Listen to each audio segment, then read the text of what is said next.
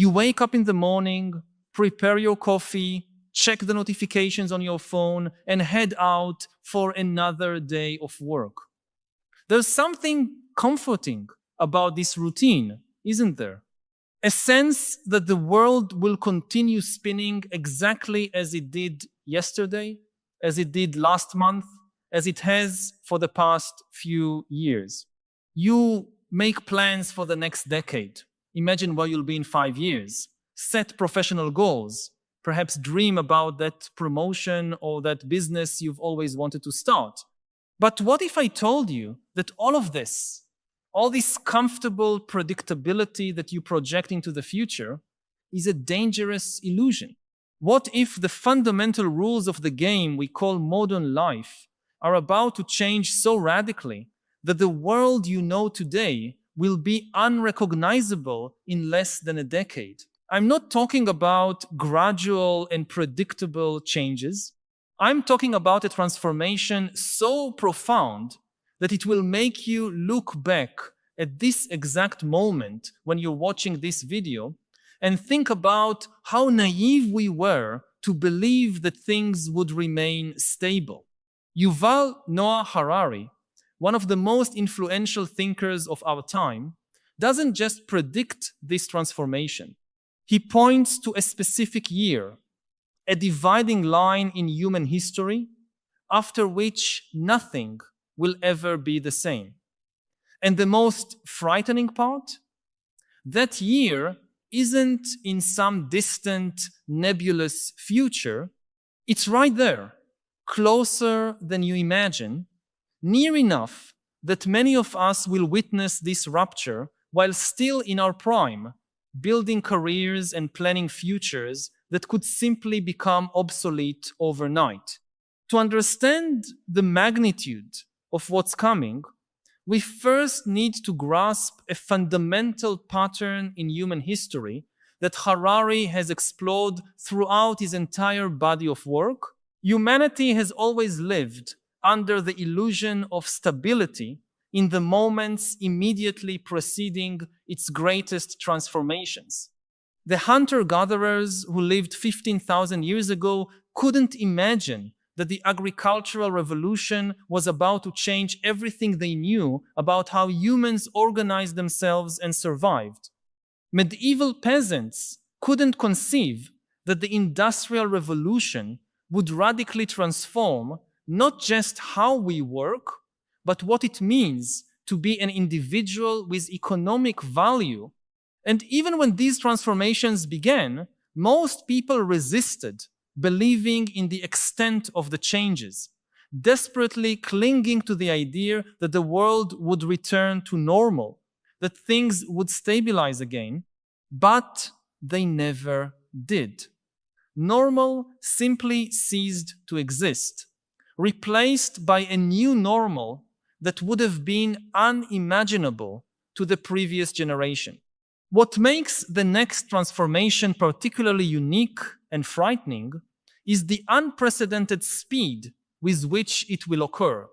Previous revolutions took centuries, or at least decades, to fully unfold.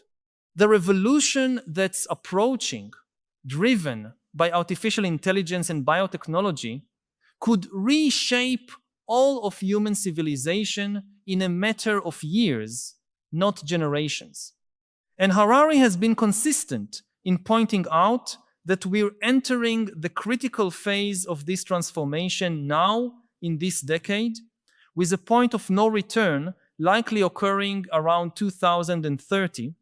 2030. Let that number resonate for a moment. It's not the year 2100. It's not some science fiction future distant enough to be abstract. It's only a few years ahead. If you're 30 today, you'll only be 36. If you're 40, you'll be 46. You'll be in the prime of your professional life, possibly with school-age children, with mortgages and retirement plans based on assumptions about how the world works. And suddenly, these assumptions may prove completely obsolete. Around that time marker, according to Harari's analysis and that of many artificial intelligence experts, will cross a crucial threshold. It will be the moment when artificial intelligence systems not only perform specific tasks better than humans, as they already do in many fields, but demonstrate general cognitive capabilities that rival or surpass ours in virtually every domain. We're not talking about sophisticated calculators or specialized algorithms. We're talking about artificial entities capable of genuine creativity, deep understanding, autonomous learning at levels that make human intelligence, for the first time in history, no longer the gold standard of cognitive capability on the planet. But what does this really mean for you, for your concrete life, for the plans you made last night before going to sleep? It means that the foundation upon which we've built our modern identity, the concept of human economic value through work, is about to crumble. For millennia, humans had something unique to offer. Even when machines began to replace our muscles in the Industrial Revolution, we still had our minds, our capacity to think, create, judge, make complex decisions. That was the last fortress of human economic relevance. But what if that fortress is the next to fall? What if, for the first time in history, humans are no longer necessary to perform even the most sophisticated cognitive tasks? This isn't just about some jobs being automated while new jobs emerge in other sectors, as happened in previous revolutions. It's about the real possibility that the very notion of human employment, as we know it, becomes fundamentally obsolete on a timescale that doesn't allow entire societies to adapt gradually. A truck driver might be replaced by autonomous vehicles, but perhaps could retrain as a programmer. But what if programmers are also replaced, and teachers, and doctors, and lawyers, and artists, and scientific researchers? At some point in this cascade of replacements, there's nowhere left for most people to migrate to, because artificial intelligence simply becomes better than us at virtually everything that has measurable economic value. I want to pause for a moment to ask you directly, you who are watching, when you think about your professional future, your career plans, how you imagine yourself 10 years from now, do you really consider the possibility that all of this could become irrelevant? Not because of any failure on your part, not because you didn't try hard enough or didn't adapt, but simply because the fundamental nature of human work changed in ways that are beyond any individual's control? I know it can be terrifying to think about this. We often keep these deep anxieties to ourselves, perhaps even avoid confronting them directly, because they seem too big, too abstract, or because admitting these concerns makes us feel pessimistic or defeatist.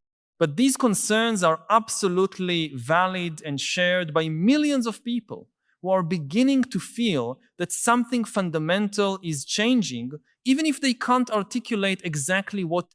If this theme resonates with you, if you've been feeling this anxiety about the future of work and your place in it, share in the comments. It can be as direct as writing which aspect of this transformation worries or intrigues you most.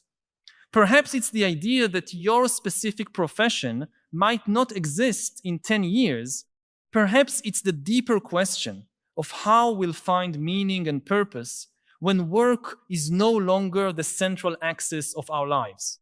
Your voice and your concerns can help others who are facing the same questions feel less isolated in this anxiety. And by naming these fears together, perhaps we can begin to think collectively about how to navigate them. Harari argues that this economic transformation is just one layer of a much deeper and more disturbing change. What's really at stake isn't just the future of employment, but the future of human relevance itself.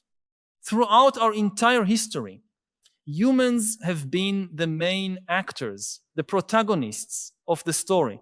All the great narratives, all religions, all political ideologies, all social structures were built around the implicit premise that humans are special, unique, indispensable.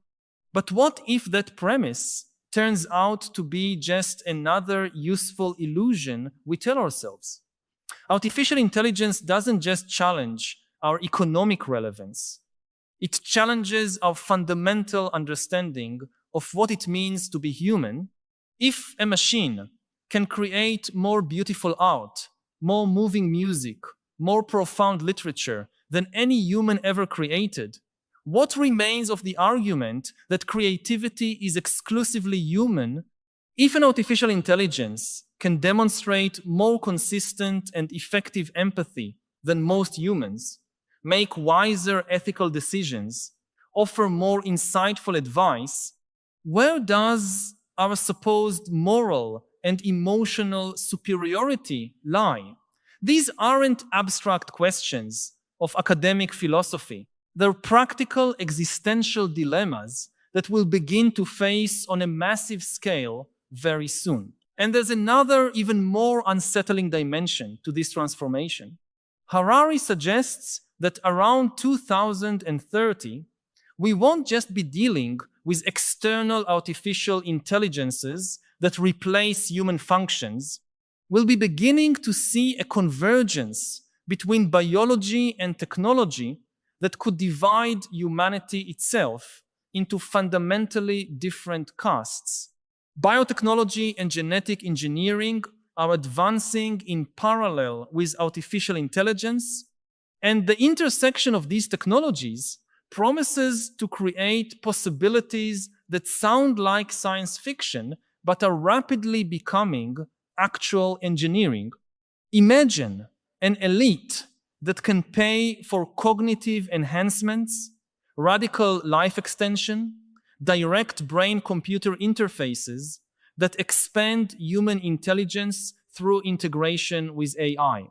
Meanwhile, the majority of humanity might become economically irrelevant, surpassed both by pure artificial intelligences and by enhanced humans who've transcended traditional biological limitations.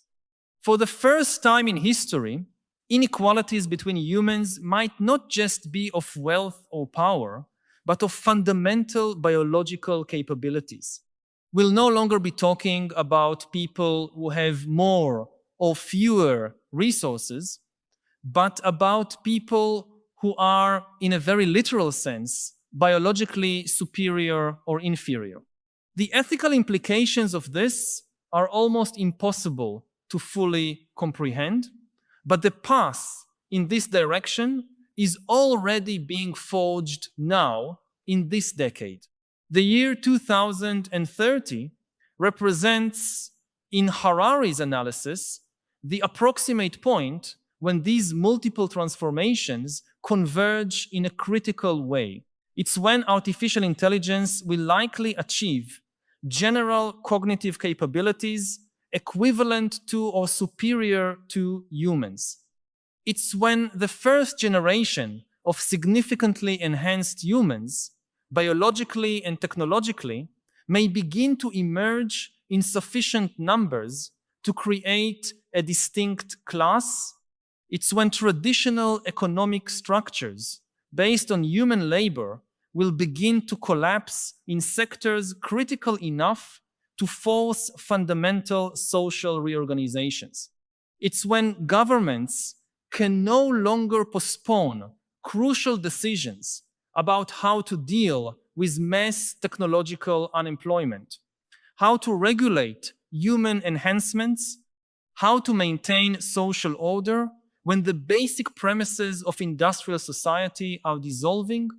It's the moment when humanity will have to confront, no longer as futuristic speculation, but as present and immediate reality, the question of who and what will be when the technology we created surpasses us. But there's a profound and disturbing irony in this narrative of radical transformation. Harari observes that despite the magnitude of these imminent changes, most people continue living as if nothing extraordinary is about to happen. We continue planning our lives according to 20th century patterns. We prepare our children for careers that might not exist when they reach adulthood. We invest in traditional education based on curricula developed for an industrial world that's disappearing.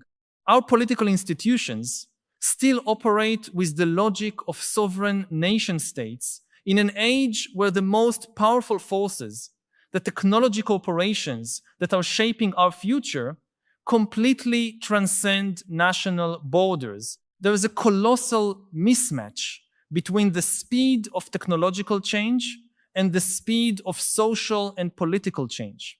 Technology advances exponentially, doubling its capabilities at ever shorter intervals. But human institutions, our governance structures, our educational systems, our cultural understandings evolve linearly, incrementally, resisting radical change. This gap between technological transformation and social adaptation is rapidly widening, and around 2030, according to Harari, will reach a point where this gap becomes unsustainable, forcing disruptive and potentially chaotic adjustments. Consider the educational system as an example. Right now, in 2026, we're still educating children primarily to memorize information and develop specific skills.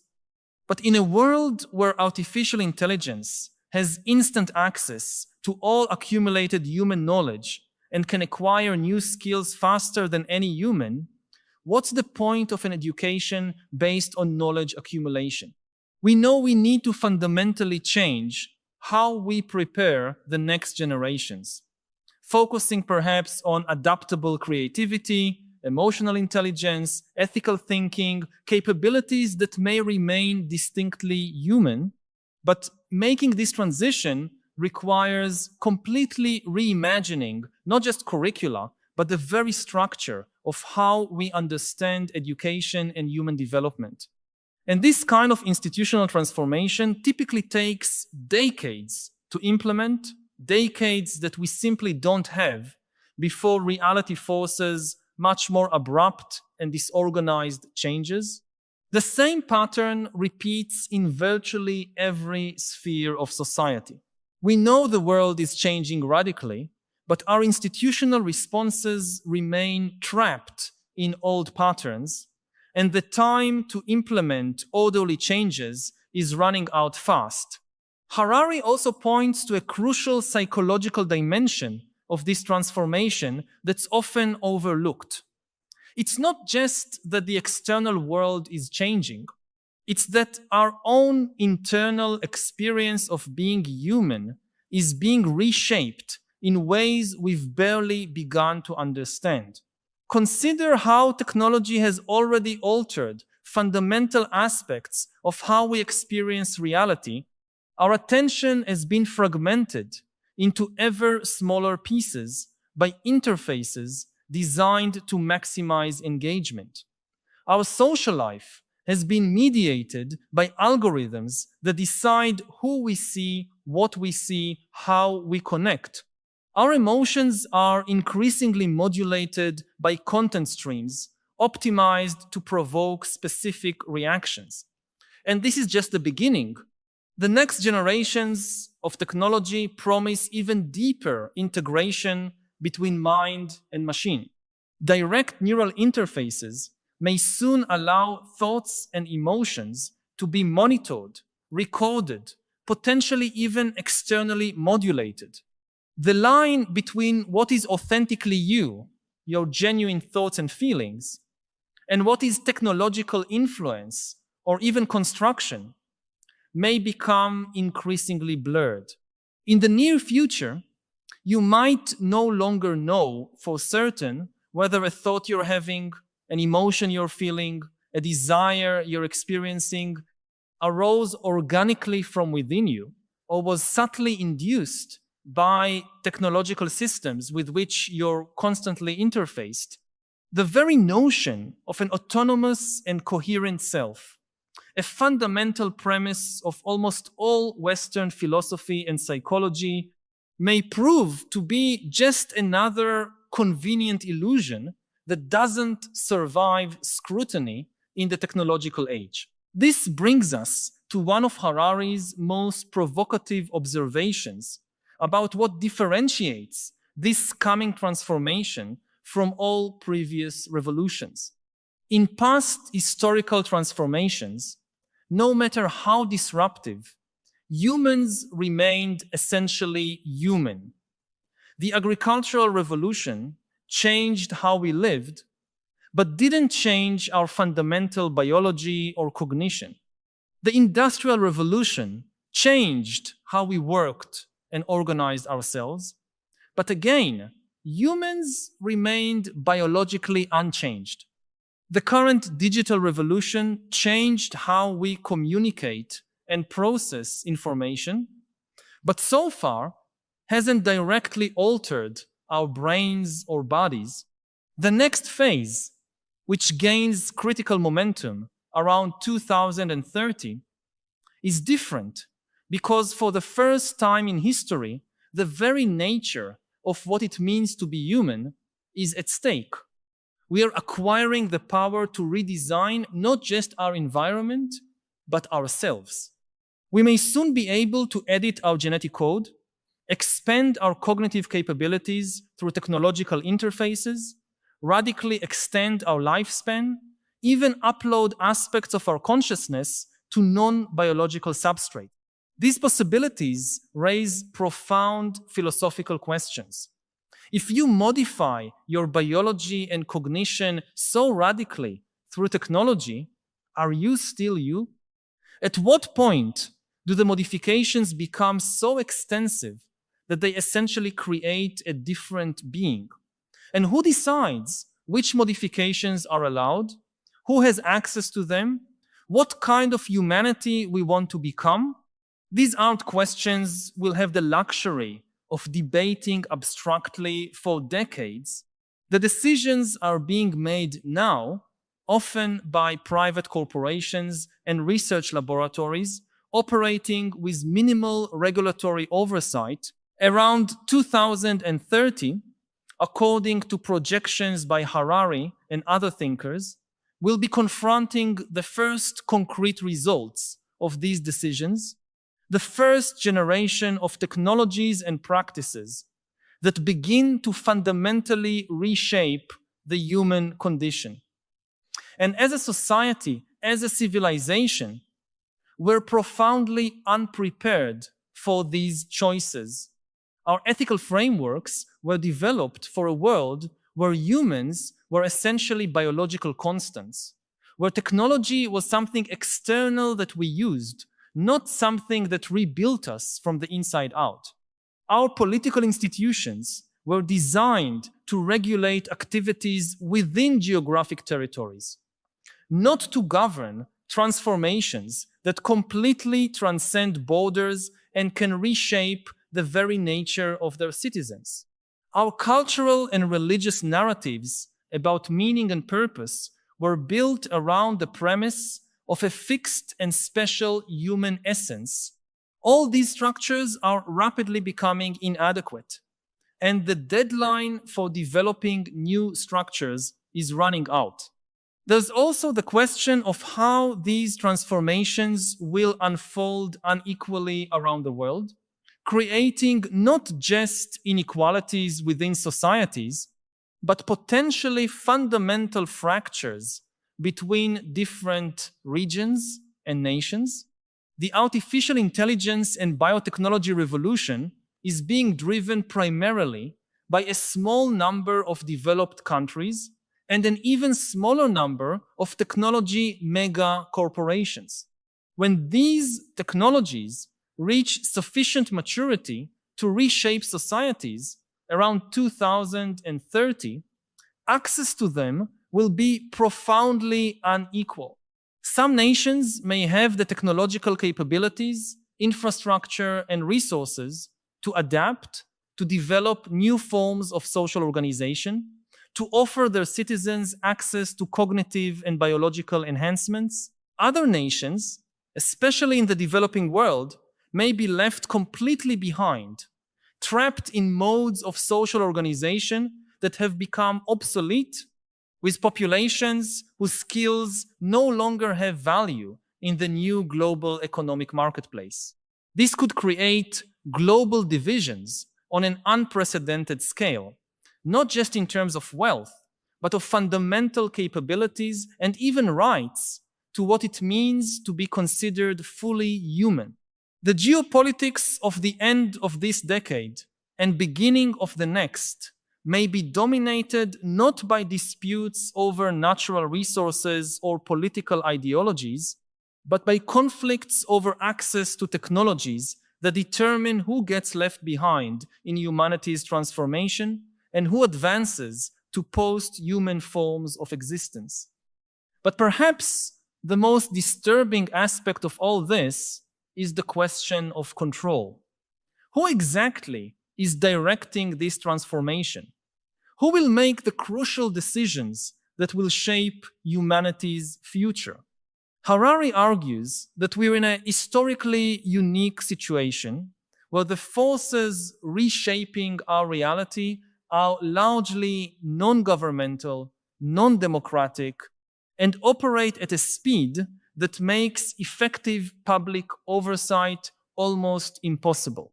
A handful of technology company CEOs and their engineering teams are making decisions that will have more profound impacts on humanity's future than most international treaties or national legislation. And they're doing this without any democratic mandate, often without adequate transparency, driven primarily by competitive and market imperatives rather than considerations of long-term human well-being. Governments, in turn, are largely playing catch-up, trying to understand technologies that evolve faster than regulatory processes can be implemented, often captured by corporate interests or simply overwhelmed by the complexity of the systems they're supposed to be overseeing. Around 2030, this governance gap may have widened to a crisis point where we have technologies with fundamental transformative power operating essentially without meaningful control, while the institutions that should represent humanity's collective will remain largely irrelevant to the most important decisions being made.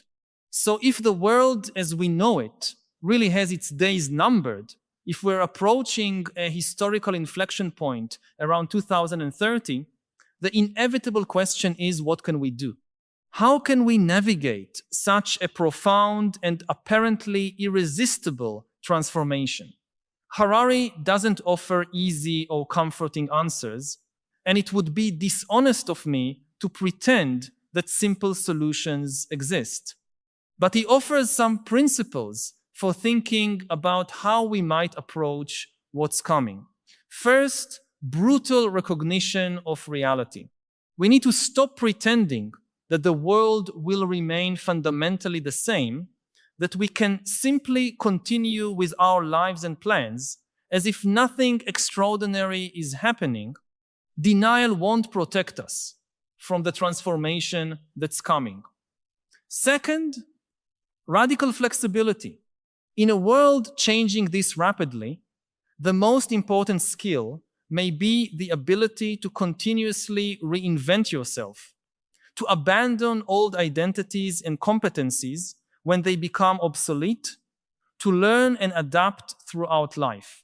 Third, focus on what may remain distinctly human instead of trying to compete with artificial intelligences in domains where they'll inevitably surpass us. Perhaps we should cultivate the capacities and experiences that define our humanity in ways that go beyond economic utility, genuine creativity, deep emotional connection, ethical wisdom, awareness of our mortality and finitude, the capacity to find meaning not just in productivity but in existence, and perhaps most importantly, radical political engagement. The transformation that's coming isn't an inevitable natural process like a hurricane or earthquake. It's the result of human choices, even if those choices are being made by a very small group of people. As a society, as a civilization, we desperately need to regain some degree of collective control over our destiny, to develop governance structures that can effectively guide these powerful technologies toward directions that serve long-term human well-being, not just short-term profit or geopolitical competition. If you've made it this far in this reflection, if these ideas have provoked something in you, whether a growing discomfort or a curiosity about how we can think more deeply about these challenges, consider joining us on this ongoing journey of exploration. By subscribing to the channel, you'll become part of a community of people who aren't satisfied with superficial narratives about our future, who want to understand the profound transformations we're living through, who seek not just information, but wisdom to navigate these extraordinary times. Each week, we share new perspectives on the philosophical, technological, and existential questions that define our era, always with the goal of illuminating paths through complexity and cultivating a deeper understanding of what's at stake when we talk about humanity's future. I don't offer comforting certainties, but a space for honest and courageous thinking about the real challenges we face. Subscribe to continue this essential dialogue together and to build a collective wisdom more adequate to the revolutionary times in which we live. The year 2030 is just an estimate, of course. The transformations Harari describes may occur slightly earlier or slightly later, but temporal precision isn't really the point. The point is that we're living on the threshold of changes that will fundamentally reshape what it means to be human. And that threshold isn't some distant and abstract horizon. It's the next corner, the next decade, within the lifespan and practical concerns of most of us. When you look at your children, if you have them, they'll grow up in a world that will be almost unrecognizable compared to yours. When you think about your retirement, if you're planning one, the assumptions about pensions and economic structures on which those plans are based may simply not hold. When you invest in education or career development, you're betting on patterns that may dissolve before the return on that investment materializes. This isn't a message of despair, but of urgent need for attention and engagement. We need, as individuals and as a society, to wake up to the magnitude of the historical moment we're living in. We need to have serious conversations about the kind of future we want, about what kind of humanity we want to preserve or become, about how we can maintain dignity and meaning in a world where our traditional assumptions about human value and purpose are being fundamentally challenged. The world you know has its days numbered. This is both terrifying and, strangely, can also be liberating. Because if the old rules are dissolving anyway, if traditional structures are collapsing, then perhaps we have a rare opportunity to reimagine not just how we organize our society, but what we value, what we aspire to, what kind of world we want to build from the ashes of the old. This transformation doesn't have to be just a story of loss and obsolescence. It can also be a story of evolution, of transcending old limitations, of creating new forms of human flourishing that we can't even fully imagine from where we are now. But realizing that positive potential, instead of simply sliding into dystopias of extreme inequality and loss of meaning, will require wisdom, courage, and above all, active collective engagement with the choices we're making at this very moment.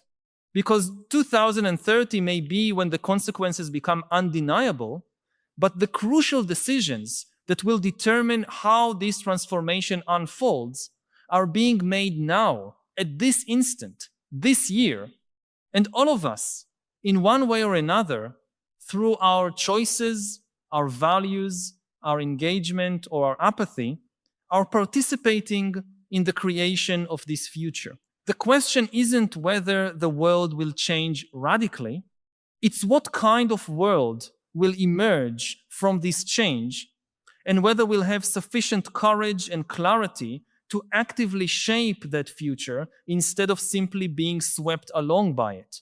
When you destroy an order and you don't have any alternative order, what you get is chaos. What you get is disorder. We are on really the edge of the precipice in two distinct but related ways. On the one hand, after the most peaceful era in human history of the last few decades, which was a very problematic, very violent era in many ways. I come from the Middle East, I know this perfectly well, but in comparative terms, it was still the most peaceful era in human history, characterized by unprecedented levels of cooperation and also of human prosperity. The order that enabled this is now collapsing. There is no viable alternative, at least we don't hear of one at the present. When you destroy an order and you don't have any alternative order, what you get is chaos. What you get is disorder. We are now falling into chaos, into disorder. The danger is that levels of violence, which have been historically low over the last 20, 30, 40 years, could become worse than ever because of the technologies of destruction that we are creating and amassing. It's just a tiny symbol of the times that has been commented in recent days by many people, that change in terminology in the United States from Department of Defense to Department of War. What did you make of that? Yeah. It's plain. There is no need of very complicated explanations. It's just shifting from defense to war. What could be more easy to understand? The thing is that this is just, extremely primitive AIs. The algorithms, the AIs that manage the social media platforms, they are just the first generation. We haven't seen anything yet. In 10 or 20 years, we will have far more powerful AIs, and we need to start thinking very seriously, how do we manage that? Again, understanding that these are not tools in our hands, these are agents that can make decisions that we can't anticipate, that can invent new ideas from new texts to new financial devices that really go beyond the human imagination. What do you have to say to democratic countries where we also see a bombarding of information like this impacting the democracy? Democracy, in essence, is a conversation between a large number of people which has strong self-correcting mechanisms. You need to keep the conversation, and to have a conversation, you must have many voices. If there is only one voice which is allowed to be heard, this is not a conversation. This is a dictatorship. This is a monologue, a dictate.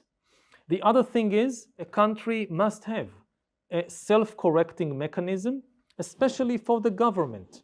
that if the government make a mistake, there is an independent media, there are independent courts that can expose and correct the mistake of the government, and ultimately there are free and fair elections in which the people can replace the government. As long as you have these mechanisms, democracies are safe. You can have different governments with this policy or that policy and experiment. As long as there are these checks and balances and the ultimate ability to replace the government, then the democracy is safe. The danger in every democracy, and this goes back thousands of years, in a democracy you give one person or one party the power for a limited duration, on condition they afterwards give it back to the people, and the people can make a different choice next time. The danger is, what if you give power to someone who then doesn't give it back? They use the power they have to take over the institutions, to rig the elections, to control the media, and then you can never replace them. That was always the big dangers in democracy. You can have strong institutions, but government ultimately is able to corrupt all these institutions. So people should make wise choices and be very careful not to give power to people who might not want to give it back.